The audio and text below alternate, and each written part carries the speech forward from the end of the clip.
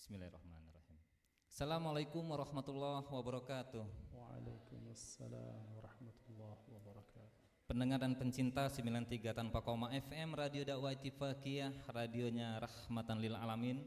Dari Musola Nurisa Talipin, Kampus D, Pondok Pesantren Al Ittifaqiyah Indralaya, Desa Tanjung Lubuk, Kecamatan Indralaya Selatan, Kabupaten Ogan Ilir, Sumatera Selatan, Indonesia. Selama lebih kurang 60 menit ke depan bersama saya Ahi Peri Heriadi akan menemani ruang dengar Anda dalam program Kajian Hadis pada edisi ke-14 hari ini. Para pendengar Radio Dakwah Ittifaqiyah, alhamdulillah saat ini narasumber kita sudah hadir bersama lengkap santri-santri Pondok Pesantren Al Ittifaqiyah. Informasinya ini kelas 9, kalau dulu kelas 3 tingkat SMP setara dengan MTS setara dengan SMP.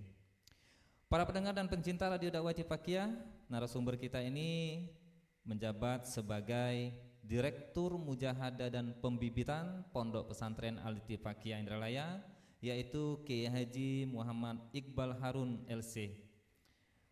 Mari kita doakan narasumber kita senantiasa dilimpahkan nikmat sehat walafiat, rizki berlimpah dan berkah, amin ya robbal alamin. Baik, para pendengar dan pencinta sekaligus pemirsa Ittifaqiyah TV YouTube channel, kita serahkan semuanya, baik itu waktu, kesempatan kepada narasumber dalam acara malam hari ini kajian hadis. Silakan Ustaz.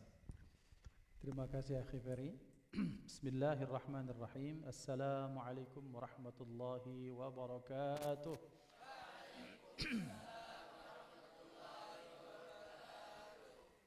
إن الحمد لله نحمده ونستعينه ونستهديه ونستغفره ونعوذ به من شرور أنفسنا وسيئات أعمالنا من يهده الله فلا مضل له ومن يضلل فلا هادي له أشهد أن لا إله إلا الله وحده لا شريك له وأشهد أن سيدنا ونبينا محمدا عبده ورسوله من لا نبي بعده اللهم صل وسلم على سيدنا محمد مفتاح باب رحمة الله عدد ما في علم الله صلاة وسلاما دائمين بدوام ملك الله وعلى آله وصحبه اللهم رب اشرح لي صدري ويسر لي أمري واحلل عقدة من لساني يفقه قولي سبحانك لا علم لنا إلا ما علمتنا إنك أنت العليم الحكيم اللهم ارزقنا فهم النبيين وحفظ المرسلين وإلهام الملائكة المقربين اللهم أغننا بالعلم وزينا بالحلم وأكرمنا بالتقوى وجملنا بالعافية لا حول ولا قوة إلا بالله العلي العظيم والحمد لله رب العالمين. Mari ikuti saya. Bismillahirrahmanirrahim. نوينا التعلم والتعليم والتذكر والتذكير والنفع والانتفاع والإفادة والاستفادة والحث على التمسك بكتاب الله تعالى وسنة رسوله والدعاء إلى الخير ابتغاء وجه الله ومرضاته وقربه وثوابه سبحانه وتعالى. Mari di kesempatan yang mulia dan baik ini, di malam yang baik dan mulia, di tempat yang baik dan mulia, dengan amalan yang baik dan mulia, kita awali dengan iftitah, kita berkirim suratul Fatihah kepada muassis hadal ma'had Syekh Kiai Haji Ahmad Qari Nuri wa ikhwanihi wa usulihim wa furu'ihim, juga kepada mudir kita Kiai Haji Mutriq Qari sebagai al-mujizul awal dari kitab Hidayatul Anam, juga yang pengarang kitab ini Syekh Mustafa Naimah Al-Azhari Asy-Syafi'i, kemudian guru beliau Syekh Abdus Salam Syita, dan seluruh orang tua, para pendiri pondok, juga para pengajar, asatidz, masyayikh, dan orang-orang yang memberikan nikmat, memberikan jasa kebaikan kepada kita. Mudah-mudahan Allah Subhanahu wa taala yang telah meninggal memuliakan mereka dengan tempat yang baik, dijadikan kubur mereka sebagai taman dari taman-taman surga.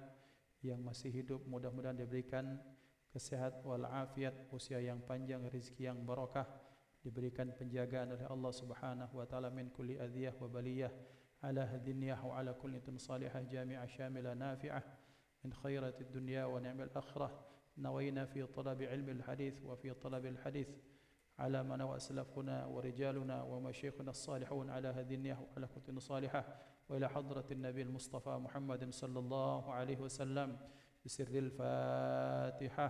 أعوذ بالله من الشيطان الرجيم. بسم الله الرحمن الرحيم. الحمد لله رب العالمين الرحمن الرحيم مالك يوم الدين. إياك نعبد وإياك نستعين. اهدنا الصراط المستقيم صراط الذين أنعمت عليهم غير المغضوب عليهم ولا الضالين آمين. كيف حالكم جميعا؟ Alhamdulillah, mudah-mudahan semuanya sehat walafiat. Juga kita doakan orang-orang tua kita, para pemirsa Ittifaqiyah TV dan pendengar radio Al-Ittifaqiyah yang dimuliakan Allah, mudah-mudahan semuanya sehat walafiat. Dan mudah-mudahan seluruh pengkaji, penuntut ilmu, dan pembelajar hadis juga senantiasa diberikan kesehatan dan afiat oleh Allah Subhanahu wa taala. Baik anak-anakku dimuliakan Allah, juga para pendengar dan pemirsa Ittifaqiyah YouTube channel, dan juga pendengar radio Suara Ittifaqiyah. Pada malam hari ini kita akan melanjutkan pembahasan bab berikutnya setelah beberapa kajian yang lalu. Kita membahas hadis-hadis yang berkaitan tentang babul birri wassilah. Maka malam hari ini kita akan masuk kepada bab yang baru, dimulai dari hadis pertama, bab az-zuhdi wal wara'i. Bab az-zuhdi wal wara'i, yang punya kitab halaman 13. Bab az-zuhdi wal wara'i, setelah kemarin yang terakhir hadis ke-14, maka kita masuk kepada yang berikutnya, babuz zuhdi wal wara'i. Kita akan mulai bismillahirrahmanirrahim. Babuz zuhdi wal wara'i. Jadi hadza babun fi bayaniz zuhdi wal wara'i. Jadi kita akan membahas satu bab yang membahas tentang zuhud dan wara'. Zuhud dan wara' ini, anak-anakku juga para pemirsa yang dimuliakan Allah, adalah dua sifat yang terpuji yang menjadi modal seorang hamba untuk mendapatkan ridha Allah Subhanahu wa taala. Apa itu zuhud? Apa itu wara'? Maka ini dua hal yang sifat ini ketika seseorang berakhlak dengan sifat ini, maka ini orang dijamin pasti mendapatkan kemuliaan dunia dan akhirat, mendapatkan kebahagiaan dunia dan akhirat. Apa itu zuhud? Ada yang tahu makna zuhud? Zuhud, apakah zuhud itu dengan baju yang compang-camping? Apakah zuhud itu sendalnya lain sebelah? Ataukah zuhud itu kemudian celananya dak ganti-ganti? Apakah zuhud itu rumahnya buruk? Kita harus lihat bahwa zuhud, wara' itu adalah sifat. Dan sifat itu timbul dari dalam. In out, artinya dari dalam keluar. Maka zuhud itu bisa jadi ada pada orang yang rumahnya sederhana, kemudian bajunya sederhana, mungkin celananya sederhana, mungkin kainnya mungkin setahun cuma 3 ikok dia punya. Itu bisa jadi maknanya zuhud seperti itu. Tapi ternyata bisa saja juga ternyata zuhud itu ternyata ada orang-orang yang dia mobilnya mewah. Penghasilannya bisa miliaran satu bulan. Bajunya Masya Allah mahal. Kemudian yang dia pakai jam tangannya misalnya puluhan juta. Tapi ternyata dia zuhud di mata Allah. Nah, sekarang kunci zuhud itu di mana? Maka para ulama menggambarkan dengan bahasa yang sederhana, zuhud itu kalau kamu punya uang, punya sesuatu, maka zuhud itu kamu taruh di dalam saku dan di genggaman tangan, tidak masuk ke dalam hati. Itulah zuhud. Jadi manakala seseorang memandang dunia dengan pandangan hina, karena memang dunia itu hina. Karena Rasulullah sallallahu alaihi wasallam bersabda dalam satu riwayat bahwa dunia ini di mata Allah tak akan melebihi dari janahu ba'udah. Janah artinya sayap, ba'udah artinya nyamuk. Di mata Allah ternyata zuhud itu adalah orang-orang yang mampu melihat dunia dengan pandangan menghinakan, karena memang dunia hanya sebagai wasilah, sebagai wasilah, sebagai sarana untuk menghantarkan kepada ridha Allah, menghantarkan kepada akhirat yang gemilang. Kenapa Rasulullah sallallahu alaihi wasallam membandingkan dunia tak lebih di mata Allah, dalam pandangan Allah, dengan satu helai sayap nyamuk? Yuk mari kita lihat, kita buktikan. Kita kalau melihat kita di sini jumlah kita banyak, besar. Ini musola muat berapa orang? 10, 50, bahkan 100, bisa 200. Besar, besar. Sekarang kita zoom out. Kita keluar, misalnya kita punya drone tuh, kita punya pesawat, kita lihat ternyata musola kita di antara bangunan yang lain kalah dia, menjadi kecil.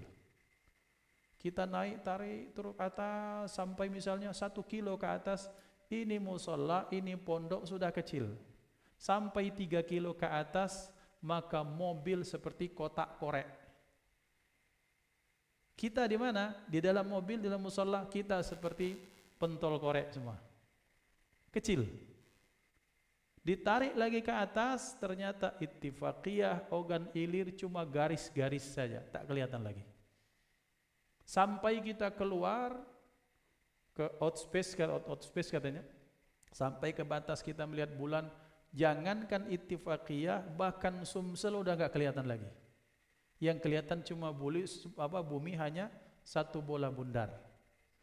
Keluar lagi kita terus misalnya ke atas, maka bumi sebesar biji kelereng. Dan kalau sudah keluar ke Bima Sakti, ke galaksi, maka tata surya yang terdiri dari matahari, besar matahari berapa kali besar bumi? Sekitar 1 juta kali dibandingkan dengan besarnya bumi. Fa aina nahnu? Kita di mana? HP kita di mana? Mobil kita di mana? Kemudian investasi kita yang ada di mana-mana dibilang kamu nih orang soge, wong kayo, orang apa? Tak ada harganya. Berarti jangankan kita, bahkan bumi beserta isinya, betul kata Rasulullah, tak melebihi harganya dengan sehelai sayapnya nyamuk. Karena Rasulullah memandang dunia itu dilihat dari betapa semesta ini sangat luas. Kalau sudah keluar, kita ini berada di galaksi namanya Milky Way, Bima Sakti, yang jumlahnya tata surya itu ada mungkin jutaan bahkan miliaran. Sementara kalau kita tarik lagi Bima Sakti itu satu dari sekian miliar tata surya yang ada di semesta ini. Sekarang di mana bumi? Di mana dunia yang kita banggakan? Maka berarti orang-orang yang zuhud adalah orang-orang yang mampu melihat dunia dengan pandangan bahwa dunia biasa saja, sehingga dia tak memasukkan dunia ke dalam hatinya. Sehingga kalau orang sudah kemudian mampu melihat dunia dengan pandangan seperti itu, maka berarti dia sudah jadi zuhud. Berarti orang zuhud itu bisa jadi orang yang mungkin penghasilannya sebulan 500.000, mungkin penghasilannya 1 juta, Mungkin penghasilnya 4 juta, tapi mungkin juga orang yang penghasilnya 100 juta. Tapi pandangannya terhadap dunia, dia melihat dunia biasa saja. Itulah makna zuhud. Dan tidak bisa dikatakan zuhud. Ada orang, ada santri, dia punya sendal. Saking takut hilang, maka sendalnya itu dikunci, digembok sama dia. Harga sendalnya 20.000, harga kuncinya 50.000. Terus disimpan, menbasut layu itu disumokkan di dalam beduk, saking takut hilang. Ketika sholat Allahu Akbar kabiru, sendalku. Ingat, bukan zuhud itu. Karena orang zuhud tak pernah dia memasukkan dunia ke dalam dadanya.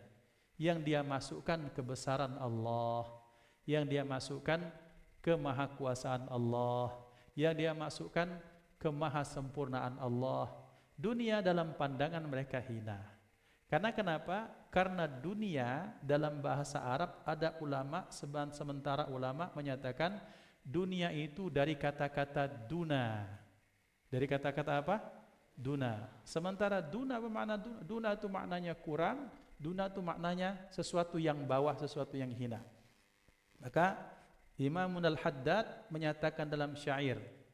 Dalam syairnya beliau menyatakan taqwa ilahal alamina fa innahu izzun wa hirzun fid duna wal marja'i. Jadi dunia itu dalam bahasa beliau duna, sesuatu yang rendah, sesuatu yang bawah, yang hina. Maka berarti anak-anakku, kalau kita memuliakan sesuatu yang hina, kita salah. Ada orang yang menganggap mobilnya mulia sampai pagi, siang, malam dipikirkan mobilnya, bukan zuhud.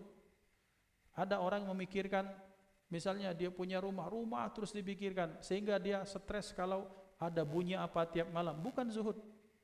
Zuhud itu kamu punya uang, tapi uang itu kamu belanjakan fisabilillah, membantu fulan bin fulan, membantu ini, membantu itu namanya baru zuhud. Maka berarti orang miskin bisa zuhud, orang kaya bisa zuhud. Kenapa? Karena zuhud adalah sudut pandang. Wijhatu nazar dalam bahasa Arab. Wijhatu nazar, sudut pandang kita terhadap harta, terhadap dunia yang dipandang Rasulullah tak melebihi 1 helai sayap nyamuk, itulah zuhud. Berarti ketika ada orang yang kehilangan uang, kehilangan harta benda, dia sampai stres berkepanjangan, penampakannya orang soleh, penampakannya mungkin dia itu tokoh agama, tapi kemudian dia terus kemudian memikirkan itu sampai stres, sampai depresi, belum zuhud. Yang zuhud itu illifat mat, artinya yang sudah lewat ya lewat. Maka berarti zuhud itu apa? Sudut pandang ketika engkau menjadikan dunia dalam genggaman, sementara yang kau masukkan adalah kebesaran Allah, itu namanya zuhud. Fahimtum hadza? Na'am, alhamdulillah, itulah zuhud. Kemudian yang kedua, wara'. Wara'un itu isim masdar. Orang pelaku wara' namanya wari'un. Wari'un, orang yang wara'. Terkadang orang menyatakan juga wira'. Maksudnya apa? Bentuk katanya itu wira'.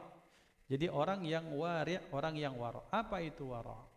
Wara' itu kehati-hatian seseorang melihat sesuatu sehingga dia menjaga dirinya dari apapun yang diharamkan Allah, itulah namanya wara'. Wara' artinya orang sangat berhati-hati terhadap apa yang ia makan, apa yang ia pakai, apa yang dia jumpai sehari-hari. Dia bertanya, kira-kira ini halal atau haram ya? Kalau jangankan untuk yang haram, syubhat saja dia enggak mau. Misalnya nih, Ustaz punya air.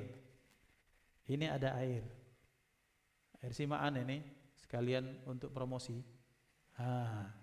Tak taruh di sini. Kemudian Ustaz ke belakang, lama 2 jam, pas baliklah kosong. Ada yang minum, oknum-oknum bocil-bocil ini. Siapa yang minum? Fulan bin Fulan. Ternyata ketahuan kamu yang minum. Padahal Ustaz tidak ada kata-kata jangan diminum, juga enggak ada. Tapi tahu kan ini untuk Ustaz ya jatahnya ya. Tiba-tiba pas balik tinggal botolnya lah kosong.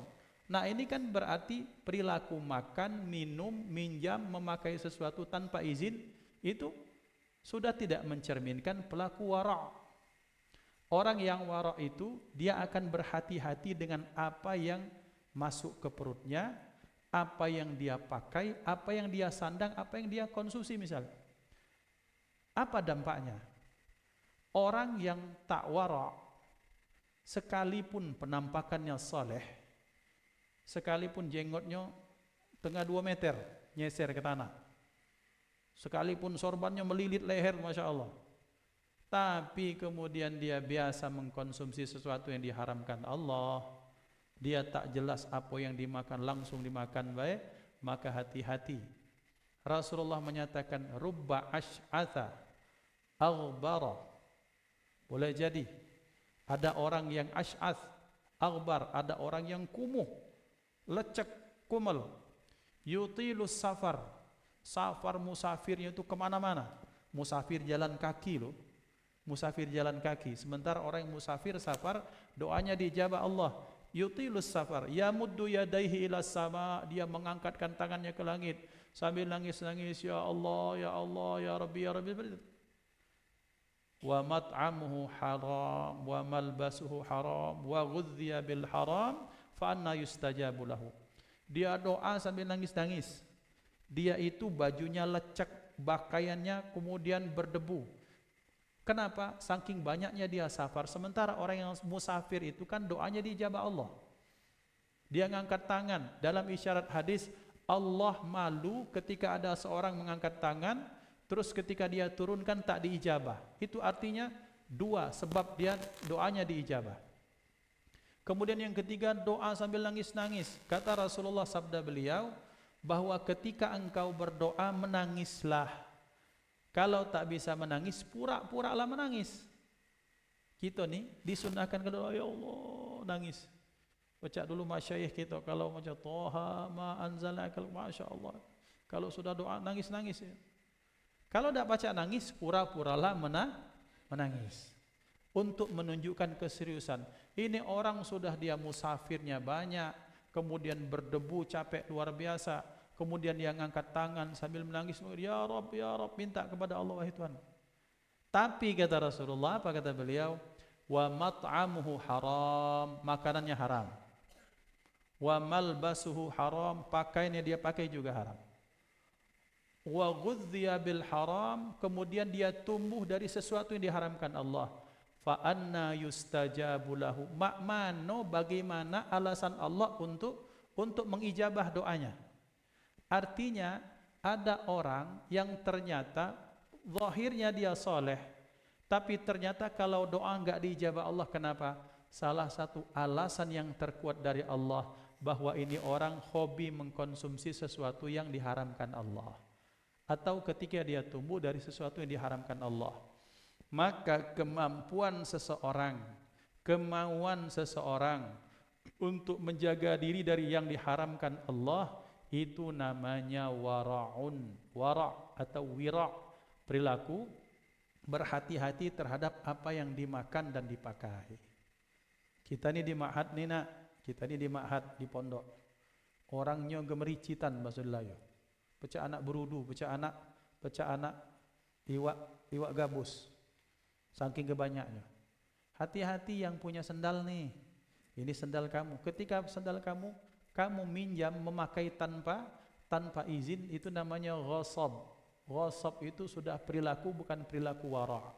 Karena orang wara' dia akan hati-hati. Ya sudah, kalau tak bersendal, tak bersendal. Jangan kemudian menyelamatkan dirinya dengan ngambil yang lain, dengan alasan ambil yang baik, tinggalkan yang buruk. Ini tak pas. Ya. Jadi malam hari ini kita membahas, masuk ke bab yang baru, babuz zuhdi wal wara'i. Zuhdun itu perilakunya, orang yang zuhud namanya zahid. Jadi zuhdun itu perilaku zuhudnya. Kalau orang yang zuhudnya namanya zahid. Jamaknya zuhadun atau zahiduna, zahidina atau zuhad. Jadi zahid, zahiduna, zahidina itu orang-orang yang zuhud. Kemudian wara' pelakunya wari'un, artinya orang yang wara'. Nah, kita akan bahas. Sekarang kita akan bacakan. Mari kita baca sama-sama. Bismillahirrahmanirrahim. Anin Nu'man ibn Bashirin radhiyallahu anhuma qala sami'tu Rasulallahi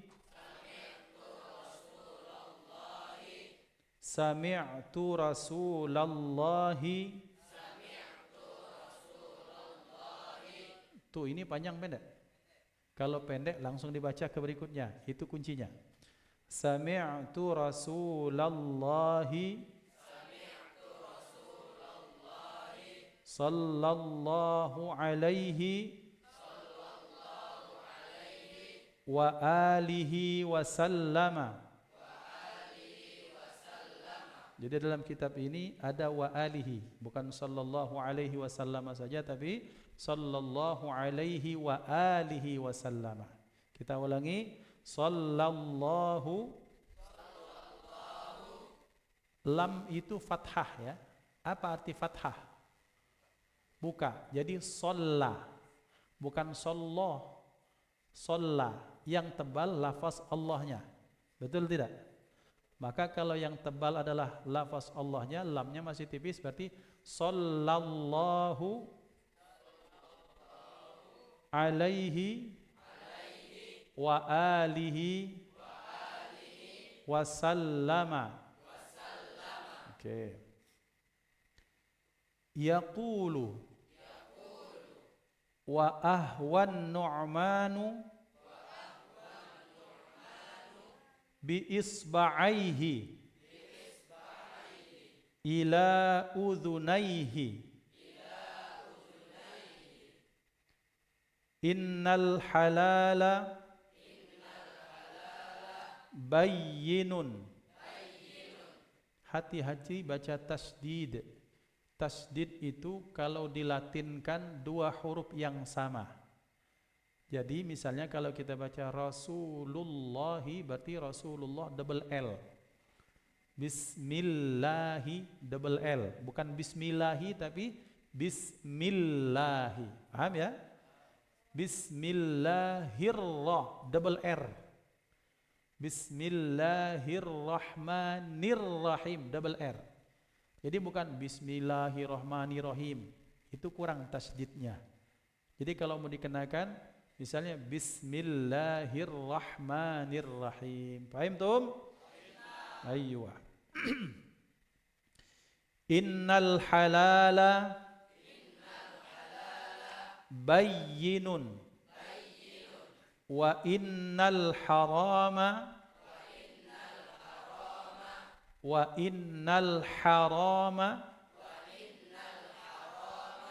ha bil ha wa innal harama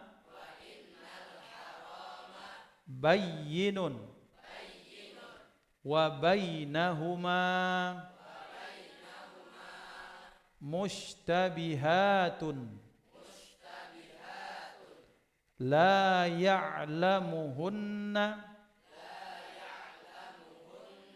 katsirun minan nasi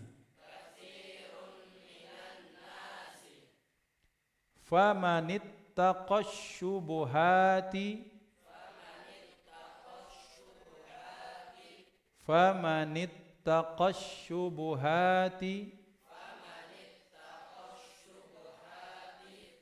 faqad istabra'a lidinihi wa 'irdihi.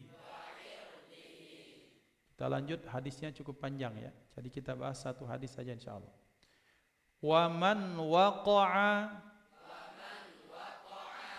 fi syubuhati waqa'a fil harami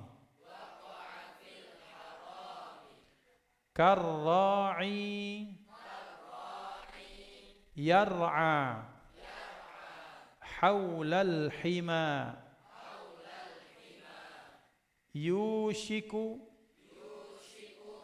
an yaqa'a fihi.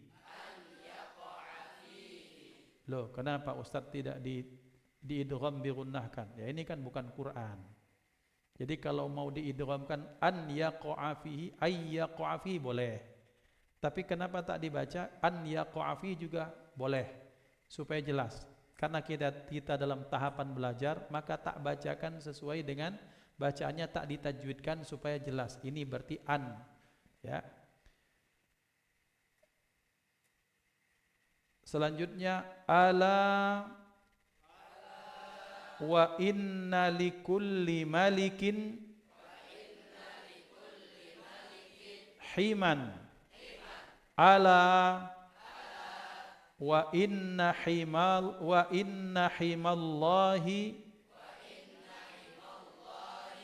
maharimuhu. Ala wa inna fil jasadi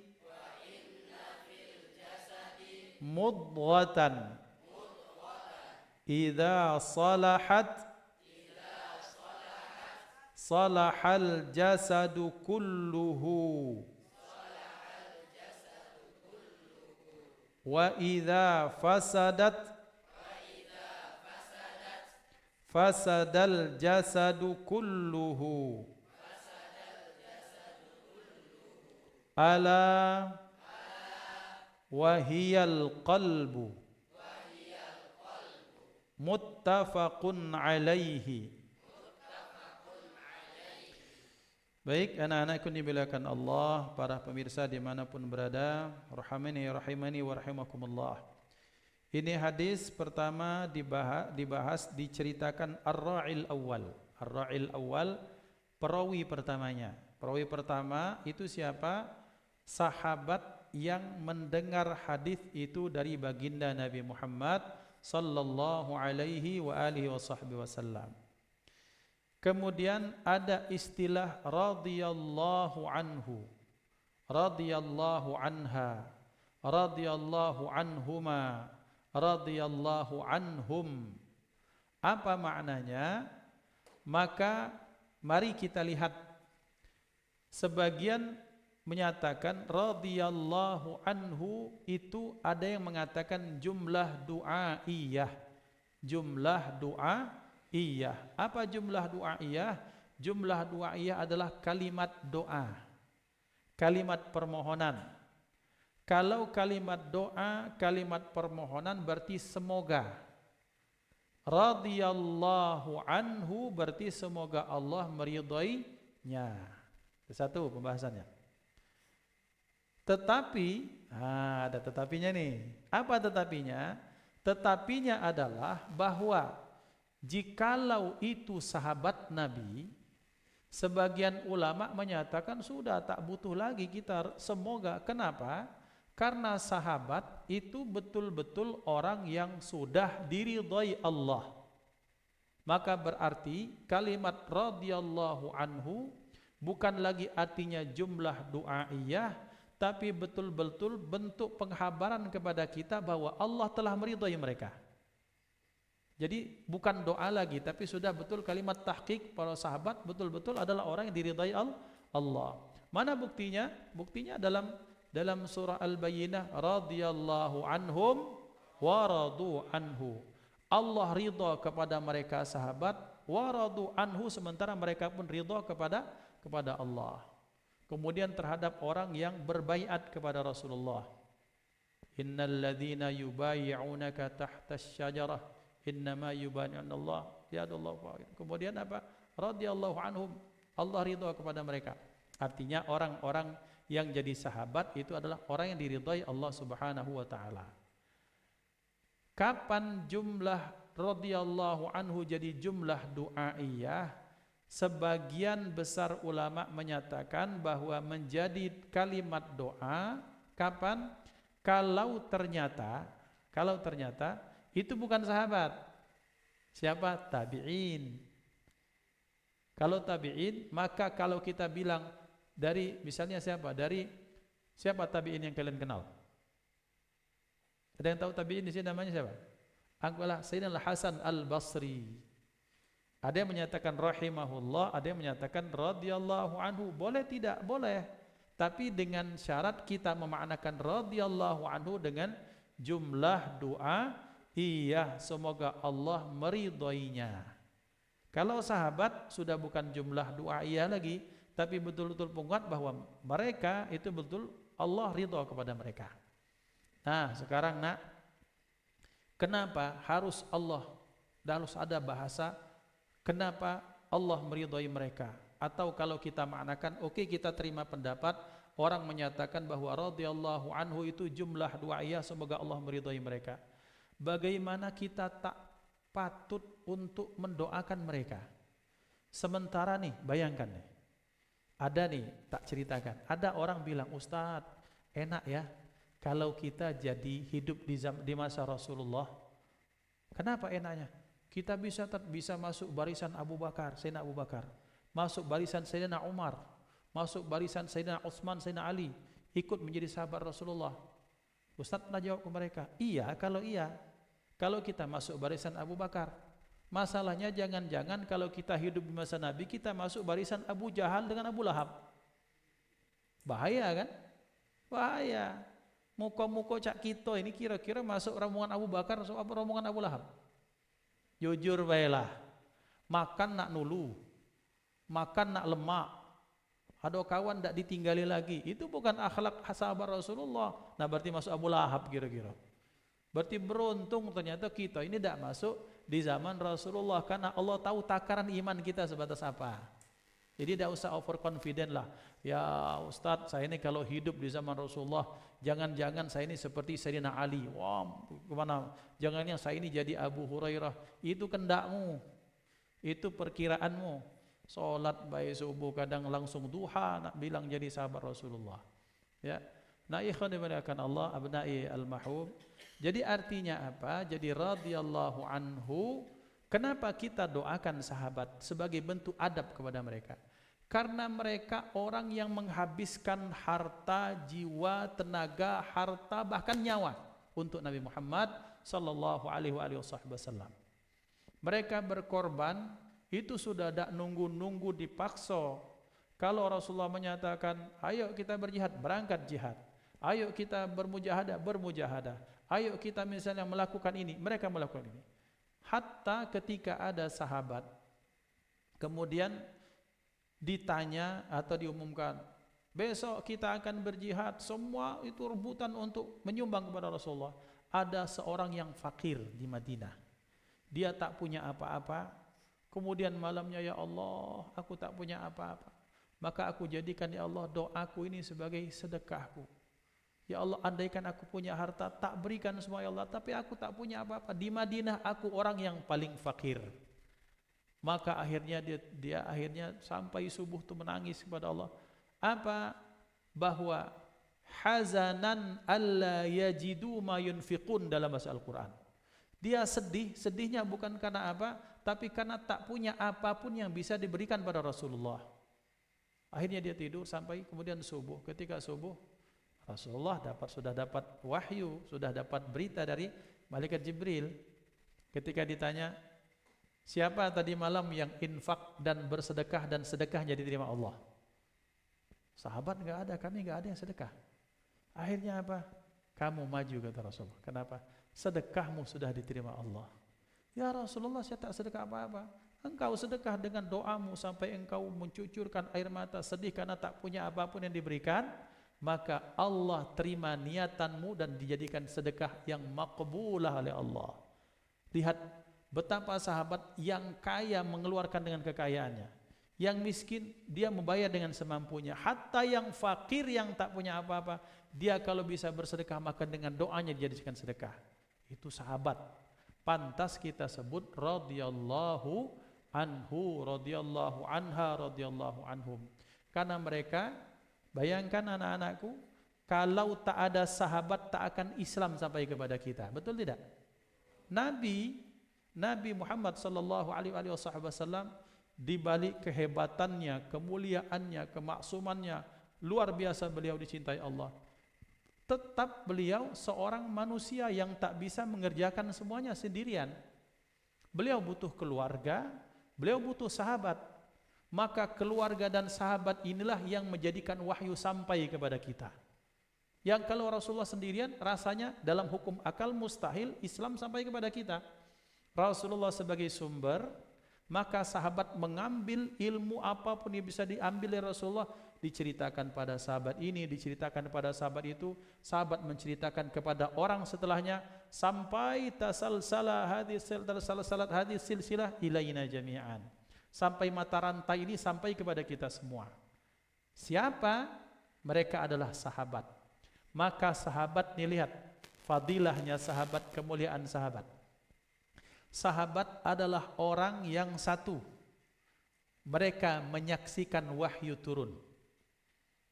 Dalam riwayat kan kita lihat bahwa Rasulullah sallallahu alaihi wasallam ketika turun wahyu diceritakan sahabat, kami lihat Rasulullah begini, kami lihat Rasulullah begini, sampai ada saat di mana ketika sahabat Rasulullah sedang duduk bersama sahabat, maka Rasulullah datang wahyu, maka mereka menyaksikan Rasulullah dan turun kepada kami wahyu. Kemudian Rasulullah menceritakan dan bacakan ayat kepada kami.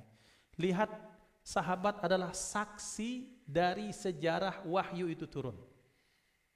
Yang kedua, sahabat radhiyallahu anhum adalah orang yang wahyu, ketika wahyu turun, kemudian mereka adalah orang kedua yang melaksanakan perintah apapun daripada Allah. Karena orang yang pertama melaksanakan wahyu siapa? Nabi Muhammad sallallahu alaihi wasallam. Karena tidak beliau memerintahkan sesuatu kecuali beliau sendiri orang yang apa? Orang yang melaksanakannya pertama. Orang yang kedua siapa? Ahlul bait Rasulullah, keluarga Rasulullah, kemudian juga siapa? Juga siapa? Para sahabat. Nah, anak-anakku dimuliakan Allah. Mari kita lihat ya, bahwa ternyata sahabat yang ketiga ini yang hebat lagi. Gara-gara pertanyaan sahabat maka wahyu itu turun. Jadi sahabat menjadi asbab turunnya wahyu. Hebat tidak? Kita baca Quran, kita baca ayat ini dan itu. Ternyata kalau kita telisik sejarah, ternyata penyebab ayat itu turun adalah pertanyaan sahabat, atau Allah membenarkan perlakuan tingkah laku sahabat, atau Allah menegur para sahabat. Jadi ternyata wahyu itu sangat erat kaitannya sejarahnya dengan adanya para sahabat. Mana contoh? Ambil katalah Sayyidina Umar ibn al-Khattab radhiyallahu anhu. Sayyidina Umar bin Khattab satu saat itu beliau menyatakan wahyu itu Allah merekomendasikan, mengkonfirmasikan, ketok palu menyetujui terhadap aku dengan 3 hal, kata beliau. Artinya gara-gara pertanyaan atau pernyataan Sayyidina Umar, kemudian Allah menurunkan wahyu. Kita ambil satu saja malam hari ini. Beliau menceritakan seperti ini. Tahu maqam Ibrahim anak-anak? Wattakhidhu mim maqami Ibrahim musalla. Nah, ini ayat tentang maqam Ibrahim. Apa maqam Ibrahim? Maqam Ibrahim itu adalah batu pijakan Nabi Ibrahim ketika beliau memugar Ka'bah. Jadi maqam Ibrahim itu adalah batu yang dipijak oleh Nabi Ibrahim yang fungsinya seperti apa? Eskalator, seperti lift. Yang lift itu naik turun naik turun. Nah, yang lift itu naik turun, kalau naik beliau akan menumpuk dulu kan apa? Pondasi Ka'bah itu kan pernah apa? Pernah hancur. Kapan? Ketika terjadi banjir pada zaman Nabi Nuh alaihissalam. Maka Nabi Ibrahim diperintahkan Allah untuk mencari, oleh malaikat Jibril dikasih tahu di mana letak Ka'bah, kemudian beliau menaikkan pondasi Ka'bah. Wa idz yarfa'u Ibrahimul qawa'ida minal baiti wa Ismail. Jadi beliau menaikkan pondasi Ka'bah. Nah, untuk menaikkan pondasi itu tidak pakai tanggo. Beliau pakai lift. Apa liftnya? Maqam batu itu. Jadi naik turun naik turun. Nah, kemudian batu ini di zaman Rasulullah sallallahu alaihi wasallam disimpan di satu tempat, di tempat itu dan di depan dekat Ka'bah. Nyeletuklah Sayyidina Umar. Ya Rasulullah, andaikan saja ini makam Ibrahim dijadikan tempat sholat. Kenapa? Karena sejarahnya, fadilahnya ini kemudian sejarahnya kembali kepada Abul Anbiya wal Mursalin Sayyidina Ibrahim alaihissalam. Maka apa kemudian Allah menurunkan ayat wattakhidhu mim maqami Ibrahim musalla, dan jadikanlah maqam Ibrahim itu sebagai musalla, tempat sholat. Lihat pernyataan atau usulan Sayyidina Umar bin Khattab disetujui oleh Allah, dikonfirmasi oleh Allah sampai Allah menurunkan wahyu. Allah menurunkan kalamnya, wahyunya gara-gara usulan siapa? Sayyidina Umar bin Khattab. Itu yang sahabat. Atau ada sahabat yang mereka bertanya, ya Rasulullah, kalau ada wanita yang haid, bagaimana hukumnya ya Rasulullah? Kata beliau, nanti tak tunggu sampai wahyu turun. Maka ketika turunnya wahyu,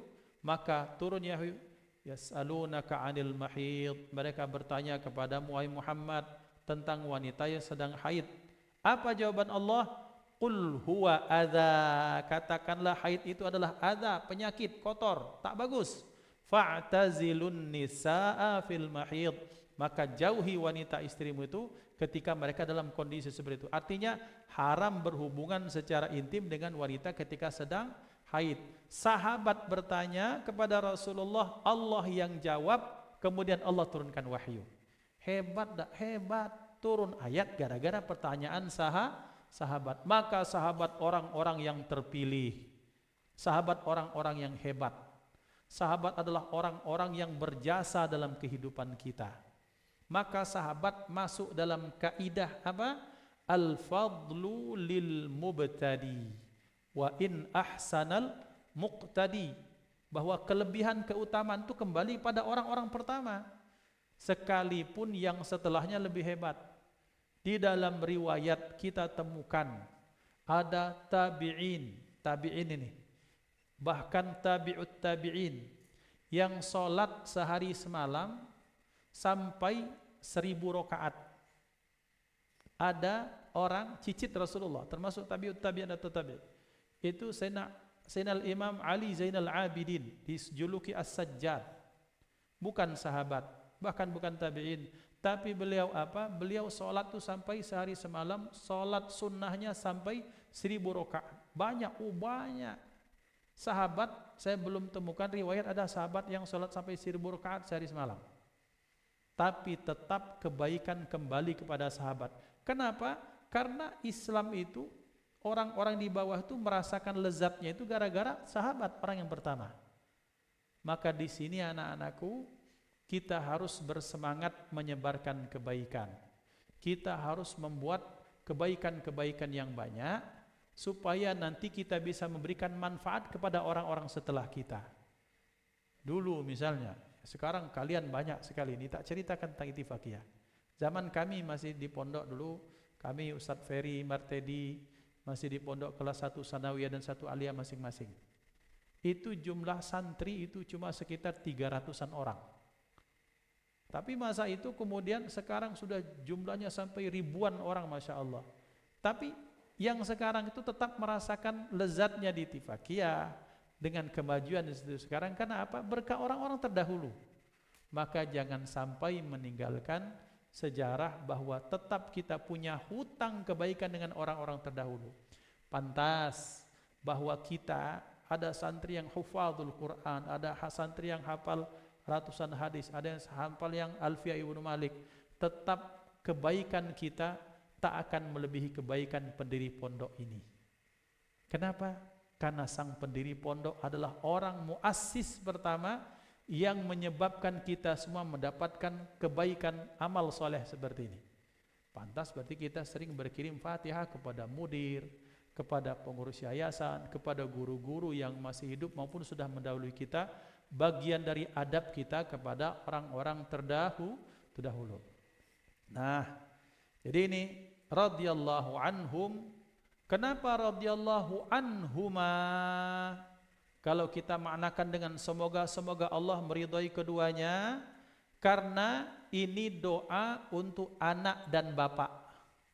Sayyidina Umar bin Khattab punya satu anak yang banyak meriwayatkan hadis.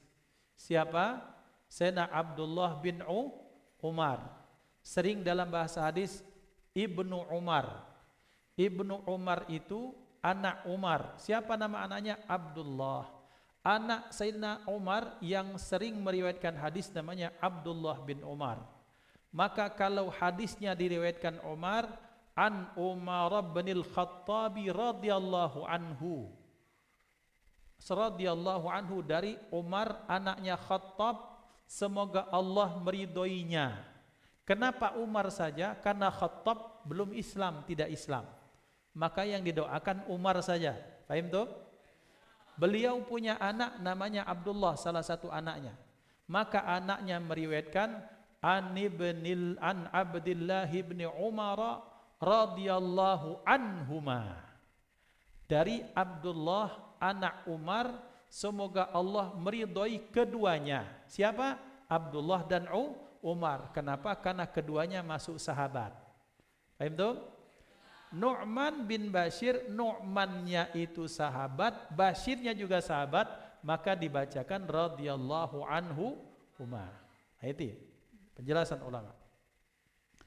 Qala sami'tu Rasulullah sallallahu alaihi wasallam. Bahasanya sami'tu atau ra'aitu di sini. Sami'tu atau ra'aitu? Sami'tu, aku dengar. Aku dengar berarti apa? Ini hadis apa? Hadis qauli, hadis perkataan. Karena hadis kan ada 3 toh. Perkataan, perbuatan, dan ketetapan Rasulullah. Atau perbuatan, perkataan, dan ketetapan Rasulullah. Yang paling tinggi apa? Hadis fi'li, hadis perbuatan. Di bawahnya hadis qauli. Di bawahnya hadis takriri. Nah lihat, kalau kita temukan kata sami'tu, maka itu berarti hadis qauli, hadis perkataan Rasulullah, sabda Rasulullah. Kalau kita lihat dalam itu ternyata ra'aitu, aku lihat Rasulullah, berarti ini hadis fi'li. Itu satu. Antara sami'tu dan ra'aitu. Kemudian yang kedua, di sini menggunakan Rasulullah atau Nabi Allah. Berarti kalau Rasulullah berarti hadisnya itu bentuknya hukum setelahnya. Itu rumusnya. Nabi, kalau Nabi biasanya isyarat, irsyadat, petunjuk, bimbingan. Tapi kalau sudah Rasulullah bentuknya risalah. Paham ya? Jadi dicatat. Ini penting. Sami'tu Rasulullah sallallahu alaihi wa alihi wasallam. Aku telah mendengar Rasulullah sallallahu alaihi wa alihi wasallam yaqulu, beliau bersabda. Ustaz, kenapa kalau Rasul yaqul sabda, kalau Allah yaqul kok firman, kalau kiai dawuh, kok kalau fulan bin fulan ngomong? Sementara di Arab tetap qala yaqulu semua. Ini namanya bentuknya madzaq lughawi.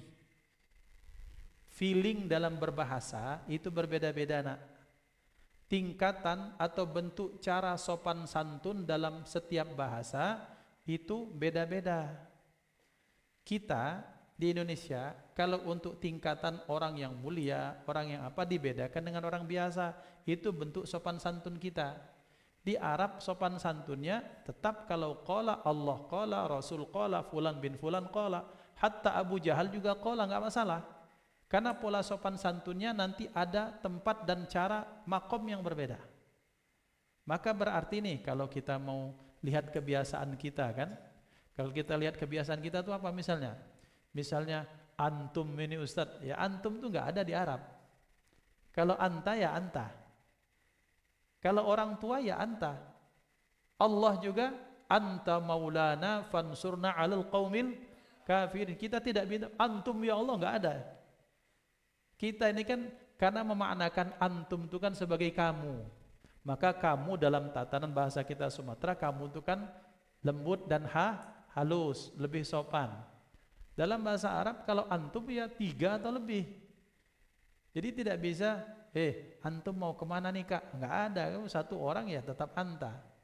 Kalau untuk menghaluskan kepada anda, biasanya menggunakan hadratuka, siyadatuka. Itu dalam bahasa Arab, beda dengan kita.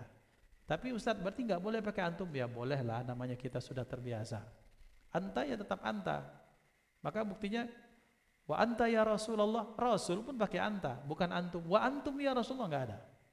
Jadi kalau boleh dibahasakan antum tu bid'ah itu. Ya cuma bid'ah secara bahasa enggak akan jadi dosa ya. Intermezzo.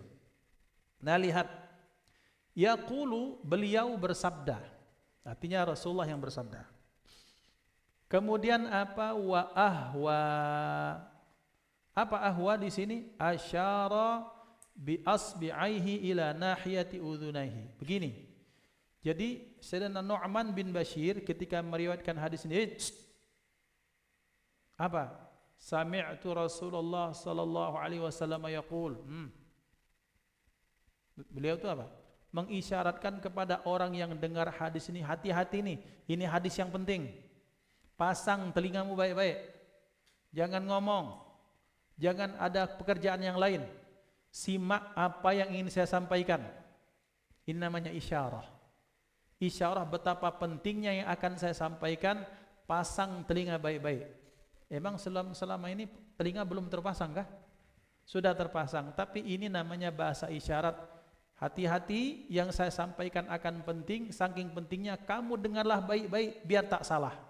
Ini menunjukkan bahwa hadis ini adalah sesuatu yang serius. Saking seriusnya, maka Sayyidina Nu'man bin Bashir ngomong sambil sami'tu, aku mendengar Rasulullah, bukan Nabi Allah. Beliau menggunakan kata Rasulullah, risalah daripada Allah. Itu sampai ulama hadis menyatakan penggunaan kata Rasulullah dengan Nabi Allah pun itu ada isyaratnya dari para ulama. Kegunaannya berbeda. Maka beliau menyatakan wa ahwan nu'manu bi asbi'aihi. Dia mengisyaratkan 2 jarinya itu apa? Ila udhunaihi, kepada 2 telinganya. Apa sabda Rasulullah? Dimulai dengan inna. Apa makna inna? Sesungguhnya. Inna harfu taukid. Huruf takkid, penguat. Kemarin saya bawa berita. Kemarin ada kebakaran. Di mana? Di Indralaya. Oh, beritanya biasa. Sungguh kemarin ada kebakaran. Beda tidak? Sudah? Sudah beda. Pada aspek apa bedanya? Sudah aspek pada keseriusan beritanya. Sungguh benar-benar aku lihat dengan kedua mataku di Indralaya ada kebakaran. Gimana? Sudah berbeda tingkatannya? Sudah.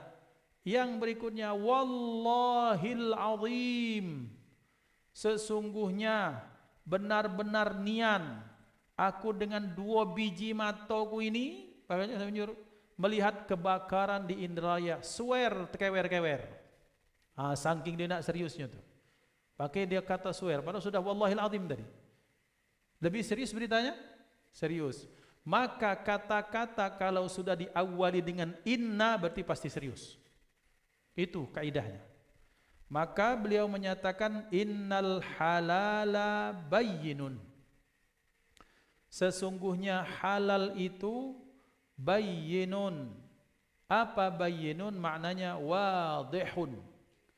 Jelas, terang. Sesungguhnya yang halal itu bayyinun, jelas dan terang. Wa innal harama, lihat bahwa dalam satu hadis innanya diulang lagi. Saking kan serius hadis ini. Innal halala bayyinun. Padahal kan bagi orang yang belajar nahwu cukup wal harama bayyin. Tak perlu lagi disebutkan inna karena wawunya wawul ataf. Tapi ternyata tidak, beliau menyatakan innal halala bayyinun wa innal harama bayyinun. Sesungguhnya perkara yang halal itu wadih, jelas, terang, nampak dengan betul-betul. Wa innal harama, dan sesungguhnya yang haram itu bayyinun, juga terang dan jelas. Wa bainahuma, ma makna bainahuma? Antara keduanya. Antara keduanya apa? Antara yang halal dan yang haram. Antara keduanya mushtabihatun. Mushtabihatun hukmuha laisa wadihan linnas. Untuk orang banyak, antara halal, antara haram itu mushtabihat. Bagi orang secara umum, mereka tak tahu hukumnya apa. Samar-samar. Mushtabihat itu abu-abu. Dibilang halal kayaknya haram, dibilang haram kayaknya halal. Itu namanya mushtabihat. Akan kita jelaskan nanti. La ya'lamuhunna katsirun minan nasi. Tak mengetahuinya, kalau dalam bahasa nahwunya, tidak mengetahui, dia tidak mengetahui akannya oleh banyak minan nas, sebagian dari manusia. Artinya tidak banyak orang yang tahu dengan yang mushtabihat ini.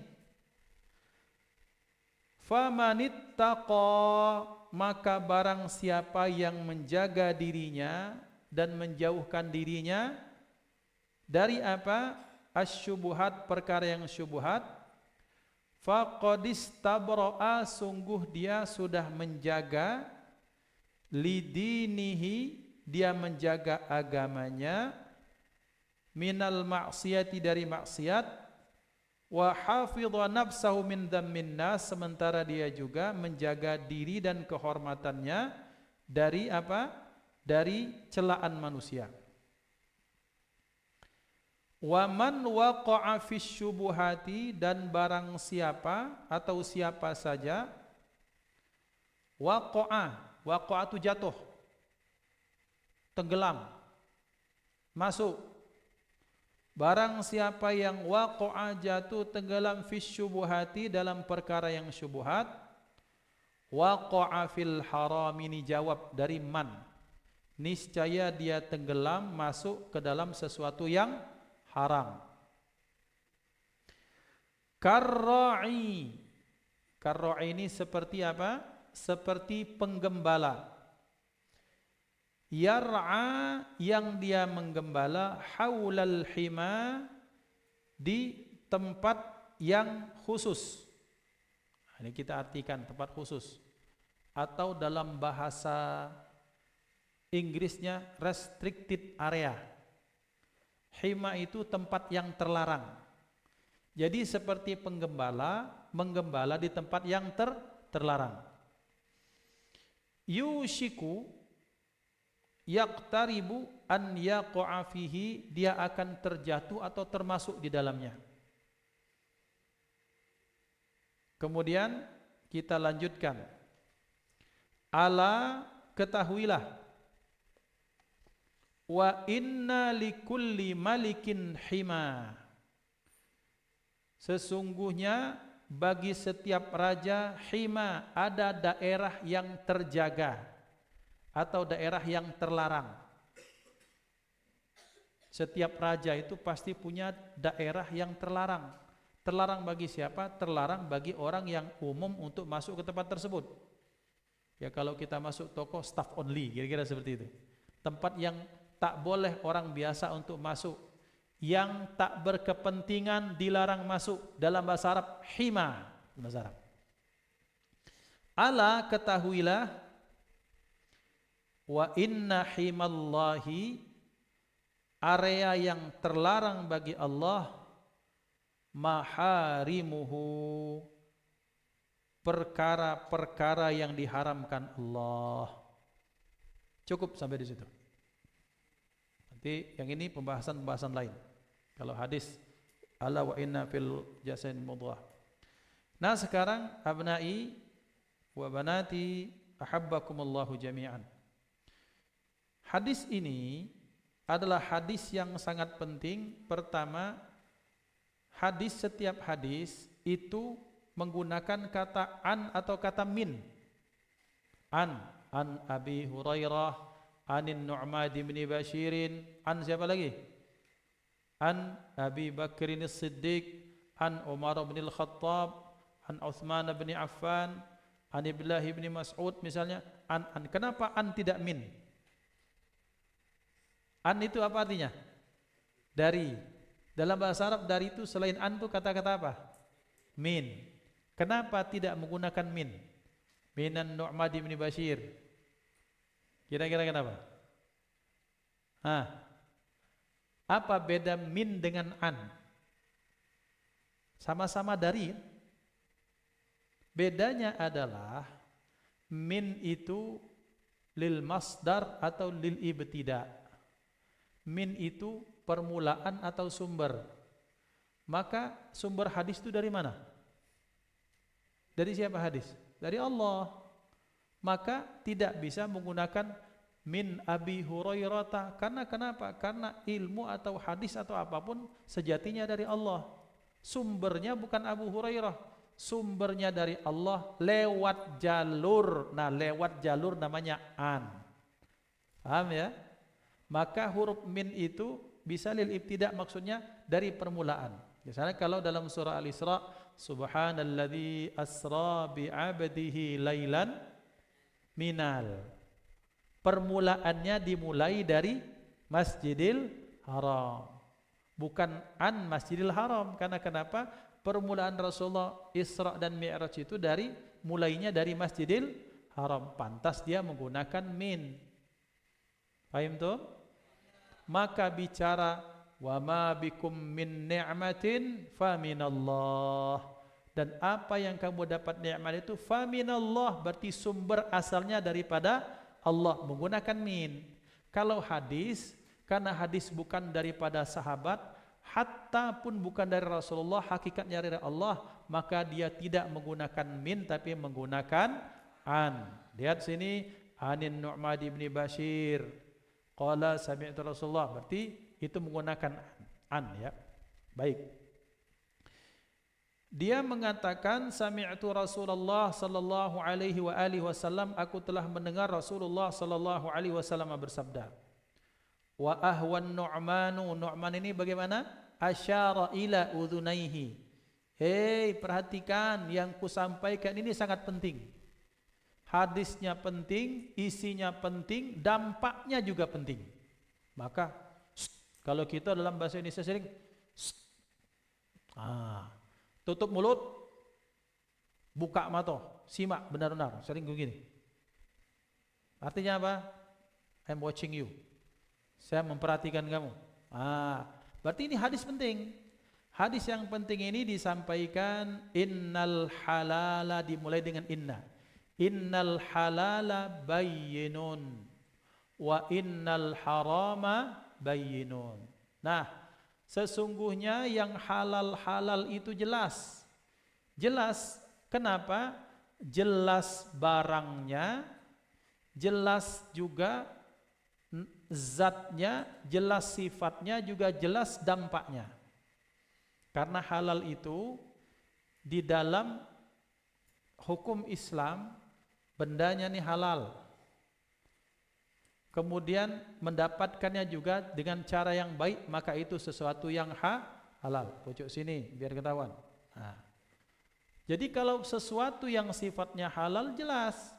Apa jelasnya? Jelasnya itu barangnya jelas. Tak tanya sekarang, kalau ikan itu halal atau haram? Halal. Maka ikan selamanya hukumnya halal. Yang kedua, ketika mendapatkannya dengan cara yang baik-baik. Kita beli di pasar, kita cari, kita mancing, pemancingannya punya sendiri. Kemudian kalau mancing di tempat orang minta izin dulu atau bayar dulu, itu halal, jelas. Dampaknya juga jelas. Kenapa? Karena orang kalau makan sesuatu yang halal, mendapatkannya dengan cara yang baik, cara yang halal, apa dampak yang paling terasa apa? Hatinya tenang. Orang kalau makan yang halal dia tidak perlu pikir-pikir. Dapat ini halal. Tapi punya ustaz, dia ambil, bawa ke asrama, dia minum. Tak tenang dia. Jangan-jangan kaget pas aku minum ustaz datang. Jangan kaget ad-da'wah ila akhina. Apa? Kenapa? Lisun, pencuri. Pencuri air minum ustaz. Tak tenang. Koruptor tenang tak hidupnya? Tak tenang. Rumahnya besar, mobilnya pakam, tapi tak pernah mendapatkan ketenangan karena dia mendapatkan sesuatu dengan cara yang haram. Berarti bayin di sini, jelas di sini apa? Sesungguhnya perkara yang halal itu jelas. Jelas manfaatnya, jelas dampaknya, barangnya jelas, cara mendapatkannya jelas, maka hasilnya jelas. Kalian dapat angka 7 ketika ujian. Tapi 7 itu betul-betul dapat dari hasil kerja sendiri, tidak ngepek kanan, tidak ngepek kiri, tidak dibantu siapapun, tidak minta bantuan siapapun. Maka kalian menyerahkan kertas itu dengan apa? Dengan kebanggaan, dengan kepercayaan diri, dengan rasa puas. Dapat 7 hasil halal, hasil yang jujur, mantap. Dapat angka 9, dapat 10, tapi ngepek selama proses dia tak tenang, ketika melaporkan dia tak tenang, hatta selesai pun dia tak tenang. Karena kenapa? Jangan-jangan kaget ada pemeriksaan dari pengawas di tingkat provinsi. Ngapo 10, Fulan bin Fulan, langsung dicari. Maka anak-anakku dimuliakan Allah, berarti hati-hati. Bahwa ketika Rasulullah menyatakan innal halala bayyinun, sesungguhnya halal itu jelas, jelas sekali bendanya dan manfaatnya. Nah sekarang apa dampak dari orang yang makan yang halal? Rasulullah sallallahu alaihi wasallam bersabda, "Man akalal halala," ikuti saya, "man akalal halala safa dinuhu wa raqqa qalbuhu wa laisa baina du'aihi hijabun au kama qala ar-rasulu." Barang siapa makan dari makanan yang halal, apa sabda Rasulullah, safa dinuhu, agamanya akan suci, agamanya akan murni, agamanya akan terjaga, agamanya akan baik. Orang yang makan dari makanan yang halal, anak-anakku, kualitas agamanya terjamin. Lihat dalam sejarah bahwa pernah pada satu saat Sayyidina Abu Bakar As-Siddiq lagi makan kurma. Ketika makan kurma tiba-tiba teringat, ya Allah, kata beliau, ini kurma dari mana? Akhirnya apa? Dilepehkan sama dia. Tahu lepehkan? Dibuangkan seperti itu, sampai yang tak keluar beliau korek-korek pakai jarinya sehingga muncul efek memuntah ya. Sampai termuntahlah kurma itu. Apa dilakukan? Marah dia kepada asistennya. Kamu ini enggak ngasih tahu dari mana ini? Apakah dari rumah saya atau dari Baitul Mal? Kalau dari rumah saya oke, kalau dari Baitul Mal, kamu mau nanggung saya makan yang haram? Lihat, 1 butir kurma. Sayyidina Hasan, Sayyidina Husain, satu saat lagi makan kurma dengan enaknya, dia Rasulullah, cong, ya Allah. Akhirnya, kata beliau, lepehkan, keluarkan. Yang tak oleh Rasulullah dikorek-korek. Nahnu ahlul bait, la na'kulus sadaqah. Kita ahlul bait ini tak makan dari harta sedekah, kata Rasulullah. Lihat, Rasulullah takut jangan-jangan ini korma dari Baitul Mal, dari sedekah orang, sementara ahlul bait keturunan beliau tidak boleh makan sedekah. Boleh menerima hadiah, tak boleh makan sedekah. Maka dikeluarkan Rasulullah sallallahu alaihi wa alihi wasallam.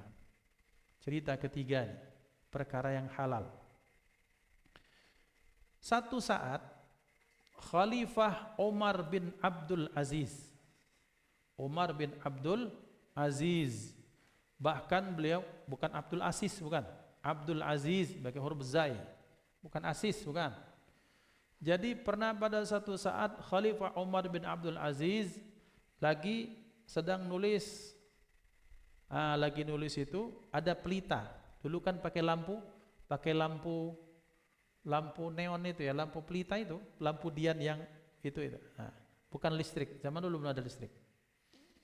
Kita tambahkan satu lagi air simaan ini biar jelas. Bisa di zoom oleh. Nah, ketika saat itu lagi nulis, beliau menghidupkan lampu itu dengan uang dari Baitul Mal. Tiba-tiba datang anak beliau, "Abah, iya nak, minta izin pengen curhat dong, pengen ngomong, pengen cerita." Apa yang beliau ngomongkan? Beliau komen, urusan negara atau urusan keluarga? Urusan keluarga. Langsung ini lampu dimatikan. Diganti lampu yang baru, misalnya lampu ini Bakery Ittifaqiyah. Jualan pondok. Langsung ini dua lampu ini dimatikan, digantikan dengan lampu yang ini. Anaknya heran, "Abah, kenapa ini lampu dimatikan?" Ini lampu milik negara dari uang kas negara. Sementara ketika kamu tak tanyakan tentang apa kita bahas masalah keluarga, ini baru lampu milik keluarga kita. Wah, itu Masya Allah. Takut apa? Takut waqa'a fi syubuhat. Nanti urusan keluarga pakai duit negara. Tak bagus kata beliau. Tak tanya dulu urusan apa? Keluarga apa negara? Keluarga. Tak matikan karena ini punya negara. Sekarang yuk kita ngobrol. Dihidupkan lampu dari punya mereka pribadi. Yang seperti ini kira-kira hidupnya tenang atau tidak? Pasti tenang. Kenapa? Karena orang yang kalau menggunakan sesuatu yang halal saja, maka pasti mereka akan mendapatkan ketenangan dan keberkahan. Itu dampaknya. Kemudian, Naam, jazakumullah khair, akhi Ferry. Lihat bahwa wa innal harama, dan sesungguhnya yang haram juga jelas. Jelas apanya? Jelas bendanya, jelas cara mendapatkannya, juga jelas dampaknya. Oke. Anak-anak, ada di antara kalian yang suka daging babi? Ada yang mau makan? Tak mau. Karena dalam akidah kita, dalam hukum kita orang Islam, makan babi hukumnya haram. Tentunya kita hormati kalau yang agama lain tak mengharamkan, itu prinsip masing-masing. Tapi lihat, suka makan ayam? Suka. Apalagi ayam mati ya, Masya Allah. Ayam yang Masya Allah, pukangnya, paanya Masya Allah, enak sekali. Oke. Kalau ayam hasil curian suka? Walaupun enak loh ayamnya. KFC loh. Gratis loh. Mau makan? Kalau makan, kamu makan ini ayam. Terus tak kasih uang. Masih enggak mau? Enggak. Kenapa? Haram. Haram dari apa? Karena sifatnya atau cara mendapatkannya. Orang Islam mau dia ini sesuatu yang haram karena bendanya, atau ini sesuatu yang dia halal tapi cara mendapatkannya dengan cara yang tak benar, sama-sama haram. Maka itu maknanya wa innal harama bayyinun, dan sesungguhnya yang perkara haram itu juga tak boleh. Maka apa dampaknya bagi orang yang suka makanan yang haram? Dampaknya adalah ada satu hadis dari Rasulullah sallallahu alaihi wasallam. Ikuti saya. Kullu lahmin nabata min sukhtin fannaru aula bihi. Apa artinya? Setiap kerat daging yang tumbuh dia dari sesuatu yang haram, maka neraka lebih berhak atas orang tersebut. Artinya dia tak berhak masuk surga. Yang paling berhak dia masuk neraka. Surga neraka, maka neraka yang pengen memakan orang itu orang. Kenapa? Karena dia mendapatkan sesuatu dari sesuatu yang diharamkan Allah. Artinya apa? Fannaru aula bihi, maka neraka atau api lebih berhak. Ini hadis kalau dikaitkan akhirat, berlakulah betul neraka orang tersebut kalau tak taubat kepada Allah maka neraka. Kita lihat ya. Tetapi makna an-nar di sini api. Ada yang suka dekat api? Kecil, oke. Tapi kalau sudah besar api, mobol bahasa gitu. Ini besar sekali api, terus kamu suka dekat api gitu. Wah, pengen santai-santai dekat api. Enggak ada, karena panas. Orang kalau sudah kepanasan gelisah, pengen cari yang dingin-dingin, betul tidak?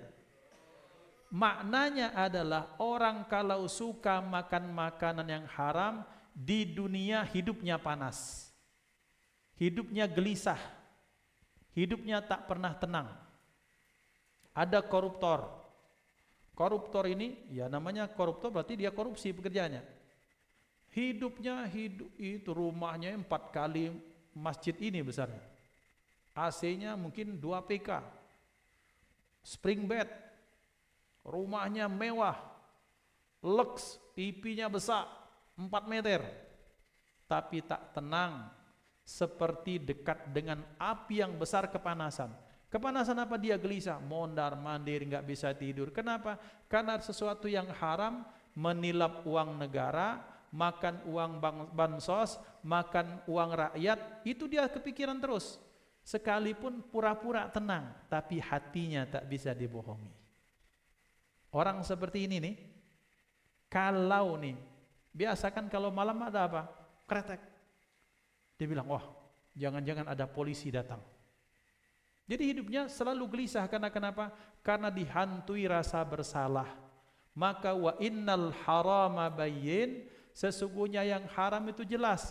Jelas apa? Hukumnya jelas, dalam syariat jelas, aturan-aturan terhadap pelaku yang haram juga jelas, dampaknya juga jelas.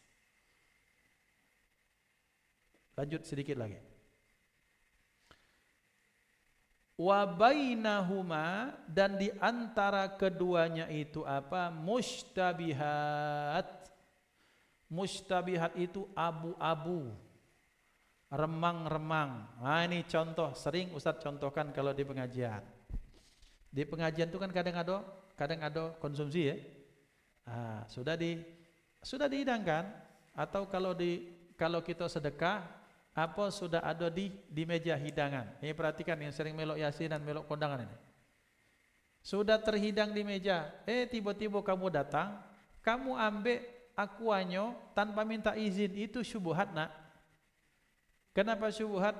Karena halal dan bolehnya niat dari tuan rumah untuk memberikan makan biasanya setelah doa penutup baru makan. Kamu tiba-tiba datang nyelonong tangannya. Diambil sekok, alasannya aus Ustaz, langsung diminum baik. Syubhat itu. Dibilang haram juga enggak karena kita diundang, tapi dibilang halal belum dipersilahkan secara resmi. Hati-hati. Berarti bagaimana? Berarti bagi kita wa bainahuma mushtabihat, antara halal dan haram itu namanya mushtabihat, samar-samar remang-remang. La ya'lamuhunna katsirun minan nas, yang tak banyak diketahui hukumnya oleh orang banyak. Maka berarti bagaimana Rasulullah menyatakan supaya kita selamat, famanittaqash syubuhati faqad istabra'a li dinihi wa irdihi. Barang siapa yang menjaga dirinya dari yang syubhat, maka dia sudah menjaga agamanya, juga menjaga kewibawaan dan nama baik. Ini syubhat. Perhatikan. Kamu datang diundang orang 40. Ada nasi 40 piring. Yang antrian ini yang depan dia ngambil 2 piring. Ujung-ujung ternyata yang belakang tidak makan. Itu sudah bukan syubhat lagi, itu tak boleh hukumnya. Sudah memakan hak orang lain. Hati-hati ya. Hati-hati. Bahwa berarti sangkingkan harus hati-hatinya. Nih, hati-hati. Ini ada satu cerita. Namanya eh, Abu Dujanah. Dujanah. Abu Dujanah ini terkenal. Apa terkenalnya? Jadi Abu Dujanah ini, beliau setiap jamaah sholat subuh, Assalamualaikum, Assalamualaikum, langsung balik. Assalamualaikum, Assalamualaikum, langsung balik. Tak melok zikir lagi dengan Rasulullah. Sampai berulang-ulang Rasulullah bertanya, Fen, aina Abu Dujanah? Di mana Abu Dujanah? Ya Rasulullah balik. Nih budak itu bahasa gitu. Panggil. Wahai Abu Dujanah, kenapa kamu setiap selesai sholat subuh langsung pulang? Zikiran dulu kah? Ngobrol dulu kah? Mungkin kita wirid bareng-bareng kah? Ya Rasulullah, minta maaf ya Rasulullah, saya pengen sekali zikir bersama Anda, duduk bersama Anda, tapi ya Rasulullah, saya harus pulang cepat. Kenapa? Karena saya ingin menyelamatkan kurma tetangga saya. Ceritanya bagaimana kata Rasul? Jadi ada tetangga saya, orang Yahudi nih, Yahudi itu. Orang Yahudi, dia punya pohon kurma, ini pekarangan saya, ini punya Yahudi, pohonnya di sini di dia, sementara buahnya semuanya ke kami. Nah, saking hati-hatinya Abu Dujanah, kan biasanya angin kencang itu kan subuh kan, angin kencang subuh sehingga banyak kurma yang berjatuhan. Abu Dujanah pengen menyelamatkan anak-anaknya dari syubhat, maka setiap selesai sholat subuh, maka ya Rasulullah, saya pungutkan dan saya berikan semuanya pada Yahudi. Wala wahid saya tak diberi, juga wala kalam wala salam, tidak mengucapkan terima kasih kepada saya. Setiap hari seperti itu. Sampai pada satu saat ketika saya sholat subuh selesai, saya terlambat pulang. Saya lihat ternyata anak saya dengan lahapnya makan kurma, kemudian saya lepeh-lepehkan, saya korek, kemudian saya paksa sampai dia menangis ya Rasulullah, sampai dia merajuk kepada saya. Dan saya berikan kurma itu kepada Yahudi, dan dia tak mengucapkan terima kasih, juga tak memberikan wala wahid kepada saya. Yahudi memang yukhrab baitak, betul itu. Orang-orang yang mal'un, akhlaknya seperti itu. Nah akhirnya ya Rasulullah, seperti itulah kondisinya. Baik kata Rasulullah, panggilkan itu Yahudi, dihadirkan. Wahai Pak Yahudi, saya dengar ceritanya dari Abu Dujanah, betul wahai Muhammad. Katanya seperti Rasul menyatakan, maukah itu kurma kamu itu tak doakan kelak kamu mendapatkan 10 kurma di surga yang pohonnya dari emas, buahnya dari intan berlian segala macam, mutu manik-manikam. Apa jawaban Yahudi coba? Saya tak percaya akhirat, saya pengennya yang cash. Pengen yang pasti-pasti saja sudah. Kalau berarti yang sekarang mana itu ada barang, mana ada uang, ada barang. Akhirnya Sayyidina Abu Bakar bertanya, berapa itu harga kurmamu? Dia bilang 5 juta. Tak beli 10 juta kata Abu Bakar. Khair, dibayar 10 juta dengan perjanjian bahwa mulai besok itu kurma dan seterusnya pohon dan buahnya itu sudah untuk Abu Dujanah. Lihat nih, pulang si Yahudi ini, Yahudi mal'un ini, akhirnya dia pulang. Dia pulang, kemudian apa dibilang? Kita untung besar. Loh kenapa? Ini kurma sudah tak jual 5 juta, sama Abu Bakar bodoh dia beli 10 juta. Untung besar kita, cuan semua. Terus kita nggak punya pun, aman besok Abu Dujanah itu sholat subuh tak ambil gitu. Lihat, ini jeleknya Yahudi. Dia sudah punya pikiran jahat sudah.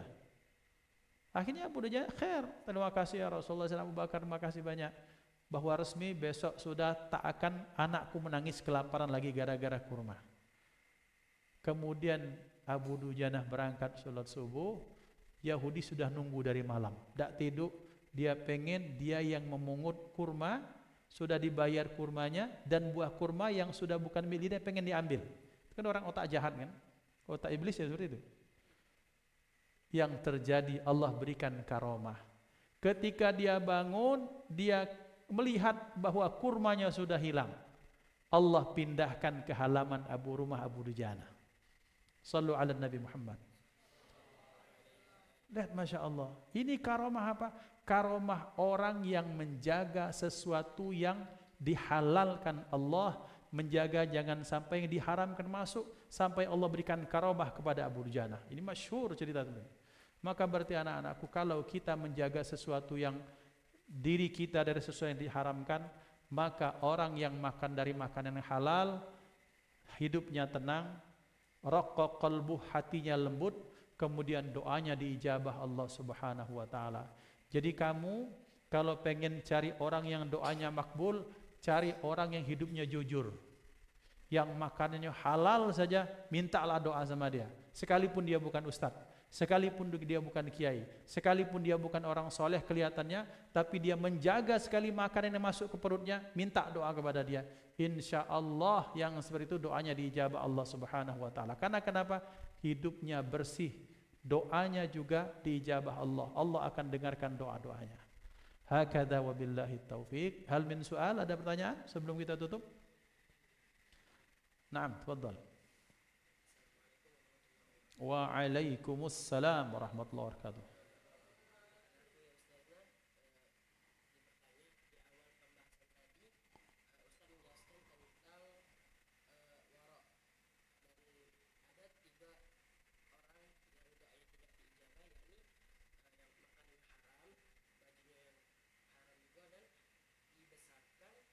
Dengan sesuatu yang haram.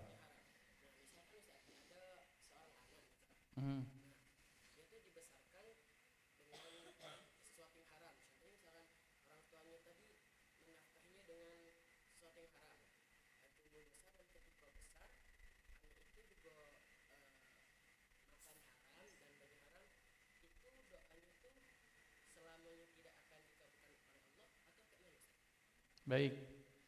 Anak itu kan misalnya begini, ada pertanyaan bagaimana anak yang tumbuh dari sesuatu yang diharamkan Allah, apakah doanya juga tidak diijabah?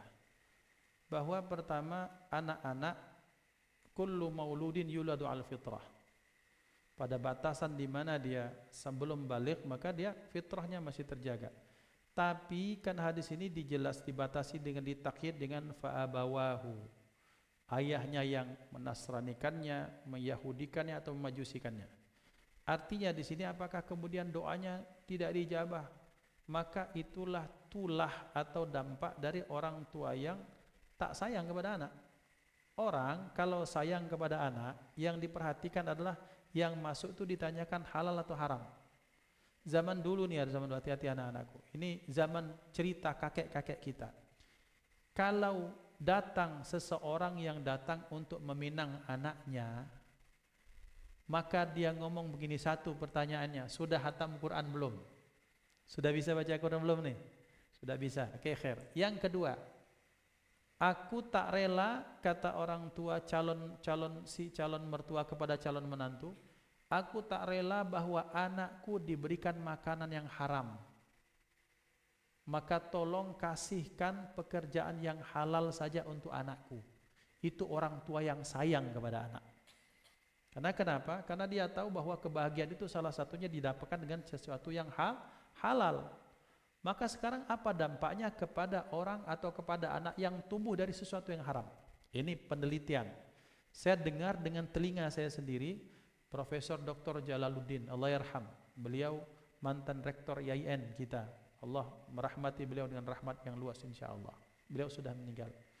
Maka beliau menyatakan di penelitian di Amerika menyatakan orang yang suka mengkonsumsi sesuatu yang diharamkan Allah, entah zatnya, entah cara mendapatkannya, maka biasanya dampaknya kepada anaknya biasanya nakal.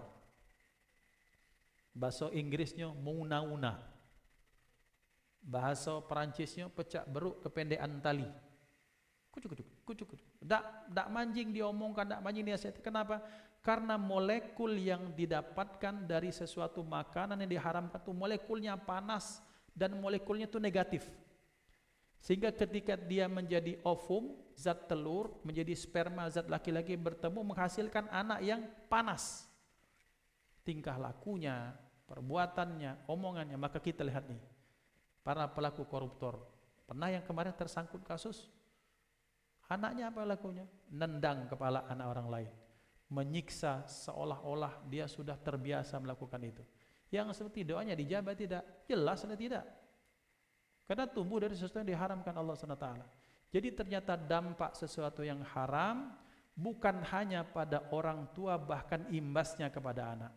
Sementara Allah menyatakan apa? Ya ayyuhalladzina amanu qu anfusakum wa ahlikum nara. Na'udzubillah tsumma na'udzubillah. Hada. Nah, fahimta? Hadanallahu wa iyyakum ajma'in. Mudah-mudahan manfaat. Ini hadis akan kita rampungkan pada pertemuan berikutnya insyaallah. Mari kita sama tutup dengan membaca doa kafaratul majlis. Selanjutnya kita doa untuk kita dan juga untuk rakyat saudara kita ikhwanul muslimina fi Palestin. Subhanallah bihamdihi subhanakallahumma bihamdika asyhadu an la ilaha illa anta astaghfiruka wa atubu ilaik. A'udzu billahi minasyaitonir rajim. Bismillahirrahmanirrahim. Alhamdulillahi rabbil alamin. Allahumma salli wa sallim ala sayyidina Muhammadin salatan tunjina biha min jamil ahwali wal afat wa taqdi lana biha jami'al hajat wa tutahhiruna biha min jami'is sayyi'at wa tarfa'una biha indaka 'alad darajat wa tuballighuna bi aqsal ghayati min jamil khairati fil hayati wa ba'dal mamat. Allahumma ij'al jam'ana hadha jam'an marhuma wa tafarruqana min ba'dihi tafarruqan ma'suma wa la taj'al fina wa la minna wa la ma'ana shaqiyyan wa la mahruma. Allahumma ihdina bihudak waj'alna mimman yusari'u fi ridak wa la tuwallina waliyan siwak wa la taj'al man khalafa amraka wa 'asak wa hasbunallahu wa ni'mal wakeel. Allahumma ij'alna wa ahlana wa auladana wa dhurriyyatina wa talabatana wa talamidana min ahli at-taqwa wa ahli al-'ilmi wa ahli al-khair wa ahli al-'amal wal Qur'an wa la taj'alna wa iyyahum min ahli asy-syarri wal jahli wad dharri wal kasal wal khusran. ربنا أوزعنا أن نشكر نعمتك التي أنعمت علينا وعلى والدينا وأن نعمل صالحا ترضاه وأصلح لنا في ذرياتنا إنا تبنا وإنك وليك وإنا المسلمين. اللهم انصر إخواننا المسلمين والمجاهدين في فلسطين. اللهم انصر إخواننا المسلمين في فلسطين. اللهم انصر المجاهدين في كل مكان يا رب العالمين. اللهم كن عونا لهم ولا تكن عونا عليهم. اللهم اقتل اليهود والنصارى والصهاينة أعداءك أعداء الدين. اللهم شتت شملهم ومزق جمعهم وزلزل أقدامهم واجعل في قلوبهم الرعب إنك على كل شيء قدير. اللهم اقتلهم بددا ولا تغادر منهم على الأرض أحدا. ربنا آتنا في الدنيا حسنة وفي الآخرة حسنة وقنا عذاب النار. وصل اللهم على عبدك ورسولك سيدنا مولانا محمد وآله وصحبه وسلم وارزقنا كمال المتابعة له ظاهرا وباطنا في عافية وسلامة برحمتك يا أرحم الراحمين. بفضل سبحان ربك رب العزة عما يصفون وسلام على المرسلين والحمد لله رب العالمين. تقبل الله منكم منا ومنكم تقبل يا كريم. هدانا الله وإياكم أجمعين. أوصيكم ونفسي بتقوى الله. السلام عليكم ورحمة الله وبركاته.